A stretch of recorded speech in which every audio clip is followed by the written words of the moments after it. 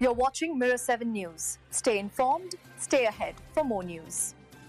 Imagine your 82-year-old grandfather goes to replace a lost green card.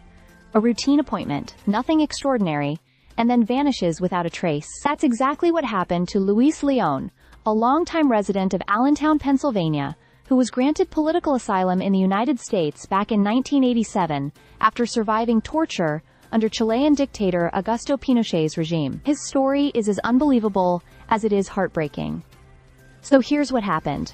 Luis lost his wallet, which had his green card inside. No big deal, right? People lose documents all the time. He and his wife made an appointment at the immigration office in Philadelphia on June 20th to get it replaced. That's where everything went sideways. Without warning or explanation, ICE agents handcuffed Luis right there at the appointment. They led him away from his wife, who barely speaks English, and was then detained inside the building for 10 hours without answers. From that moment on, Luis Leon disappeared. His family was frantic. They called immigration, detention centers, hospitals, even a morgue. No record of him. He wasn't on any ICE detainee list. Then a bizarre call came from a woman claiming to be an immigration attorney. She offered help but gave no details, no location, and wouldn't say how she even knew about the case. A few days later, she called again, with devastating news. She said Luis was dead. You can imagine the shock, the grief. But that wasn't the end. A week later, a family member in Chile called with stunning news. Luis was alive, but in a hospital in Guatemala. Guatemala. A country he has no connection to. How did he get there?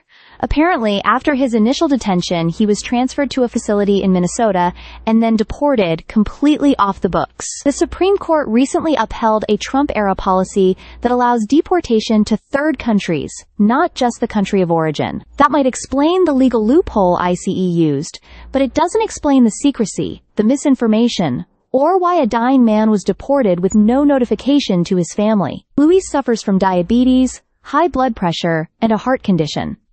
He's now recovering from pneumonia in a Guatemalan hospital. His family is flying out to see him. Still shaken, still trying to understand how this could happen in a country where he lived legally for nearly 4 decades, raised a family, worked hard, and retired peacefully. This isn't just a bureaucratic blunder. This is a systemic failure. A violation of human dignity. An elderly man, an asylee, was detained without cause, deported without record, and essentially erased from the system. And his family? Lied to. Told he was dead. How many other stories like this are out there, unreported? If Luis Leon's family hadn't pushed and kept digging, we might never have known he was alive. This isn't just about immigration policy. It's about basic humanity. And right now, the system is failing. Stay subscribed for more videos.